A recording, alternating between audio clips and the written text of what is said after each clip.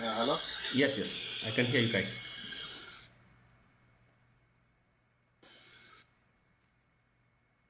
Can hear you very well.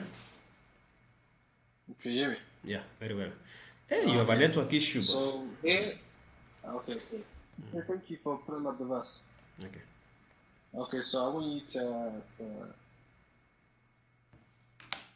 let's pay attention to the letter as you said. What does it say here? Right.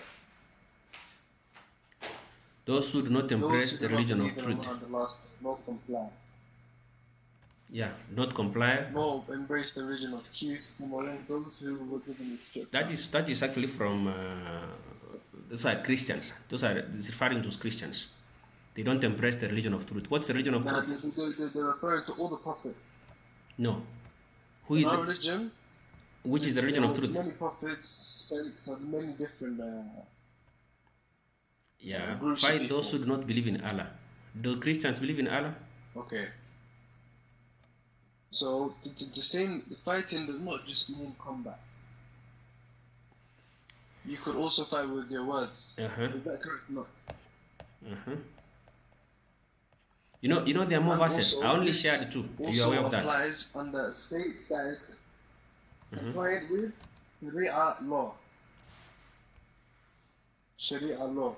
Please do that. And if we are compliant, we're not complied to chop their head off. Yes. So we are not about a religion of violence. We're about a religion of peace. This is our test is not to convert as much people. In our test, we try to convert people. The same way I try to understand where Christians come from. The same way I try to understand where Hindus come from. You know the thing is, and you kept referring to martyrs. Moses. And the thing is, Moses. The Islam. First of all, Islam and allow me to use this word for now. Islam and our prophets are two different people altogether. Two different people. They don't match anywhere. The Quran comes in the year 600. We had Jesus here 2,000 years earlier. 600 years earlier. We had the prophets existed like in Ezekiel, Isaiah, David. Yes, please. Go ahead. Ask the question, please. So, if do you agree with the prophet Muhammad? He was a real man. No, he was not a role model. He killed. But he was a prophet. No, do you agree he was a real man that existed in time? He was role model. I didn't get the word. Please say again. No, was he a man that existed?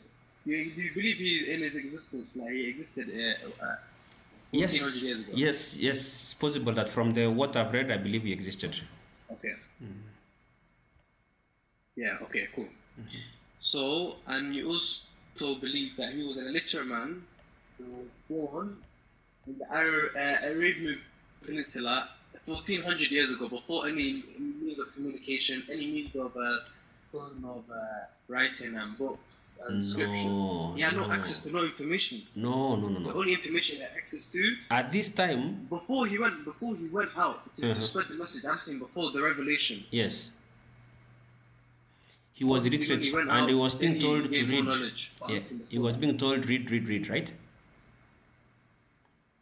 Yes, read, and he could not read. Okay. Yeah. But I want you to agree with me. And at so this time, how did the prophet please. Continue. So if you take that into account, how did all of this knowledge? Where did it come from? Can I tell you where? Be good to your neighbors. Be good to your family. All these prophets, all these stories that happen in history, predicting the future. Can I tell you what happened? How was he capable of doing all of these things? Can I tell you where he got them from? Yeah, tell me what happened. Number one. Yeah, tell me. There was a lot of plagiarism by recopying from the Bible. First of all. Number two.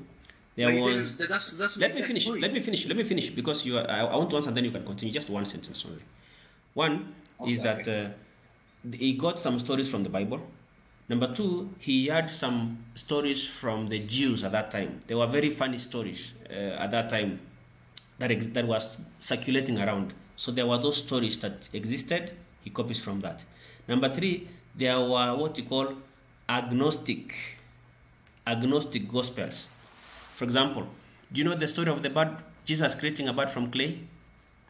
Yes, I know, maybe you don't know about it. That story existing in the Quran, do you know where it comes from? It comes it comes from the Gospel of Thomas. And do you know when the Gospel of Thomas was published? Wait, do you know when it was published? When? 15th century. Later times, not earlier than that. So if you put all this together and the Christians denied it. Yeah, I won't finish that. I was saying, so where the stories came from, there were stories of that were circulating at that time. There was some from the Bible, there were some from the agnostic gospels, and there were some from imaginary. For example, do you know the story of Moses? When the stone stole his clothes, they say he had hernia, like his private parts he didn't have, so he used to take a bath in private.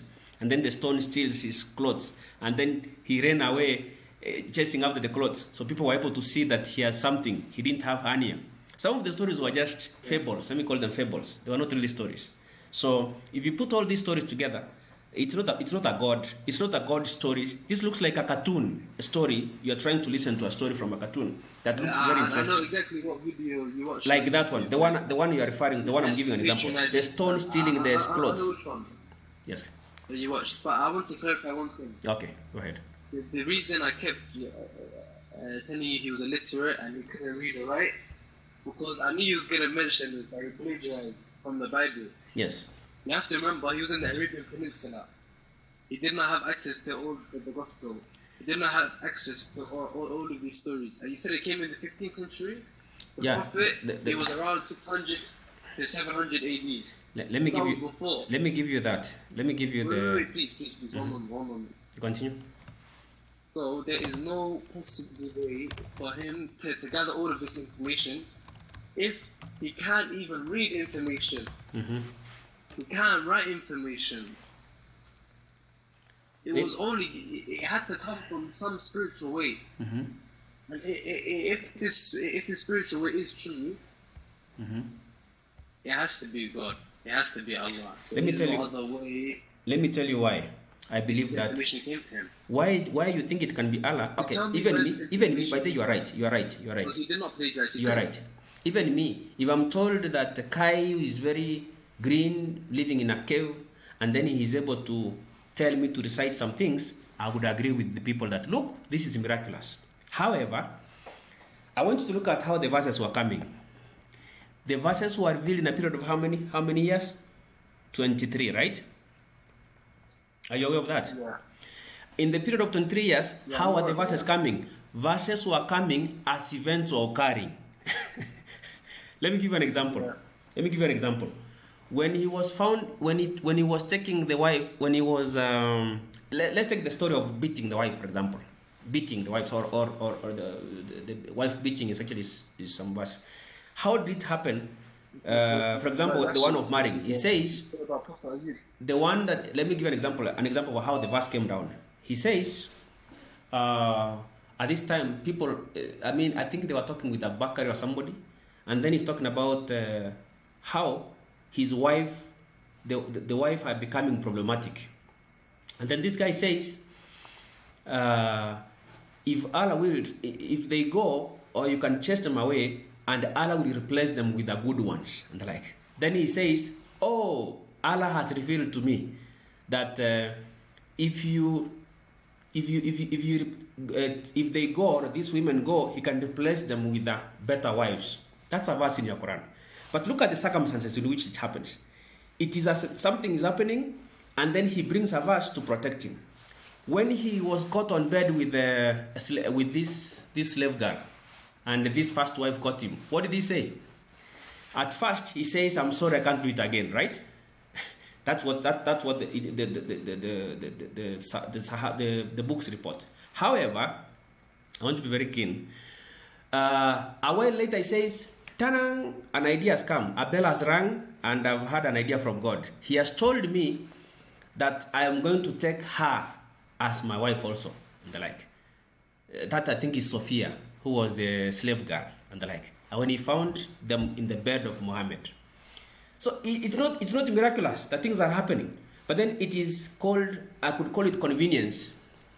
So a verse could just come at the most convenience opportunities. Almost, I've been following so many because I was interested. As you said, we all want to go to heaven. I wanted to be sure that I'm not lost. I want to find the truth.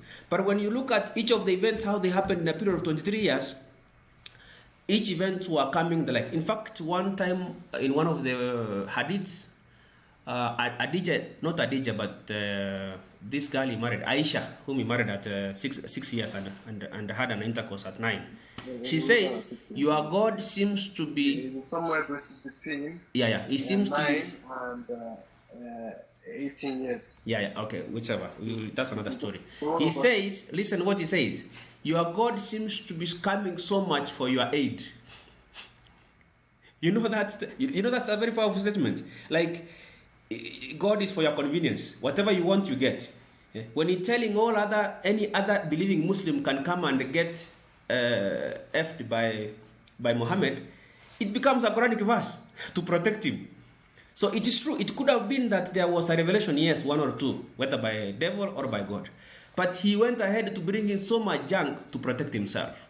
And that is why the heaven of Muslim scares most. Because look at the origin. These Quran verses are all protecting to F the slave, to F any believing woman can offer herself to Muhammad.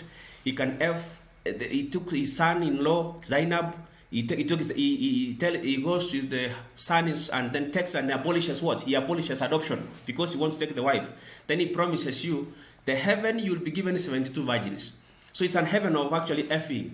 And that's a very dangerous kind of religion that you're actually believing in, that when you get to heaven, you'll be getting something so long as a man, and women with so big backs that they can actually reach. So look at that kind of feeling. It connects to what kind of person we're talking about, Muhammad. So it's chaos. This is not religion. It looks like a hell of a brothel in terms of what you're promised in heaven and what's on earth.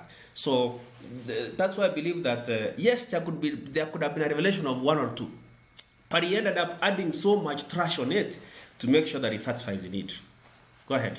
The point. Okay. Okay. So even though I feel very heavily disrespected, let's keep this without personalizing it, and let's keep it logical. Okay. So you said most of the Quran was for Prophet Muhammad's convenience.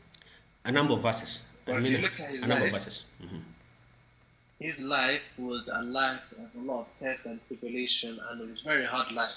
Mm-hmm. Even though he had many followers, he was being patronized, his clothes were being thrown at him, he was being exiled, all of these things. He was exiled? But Just come up again. His people were being exiled. I want to understand that. No. He was being exiled, and his people. Mm-hmm.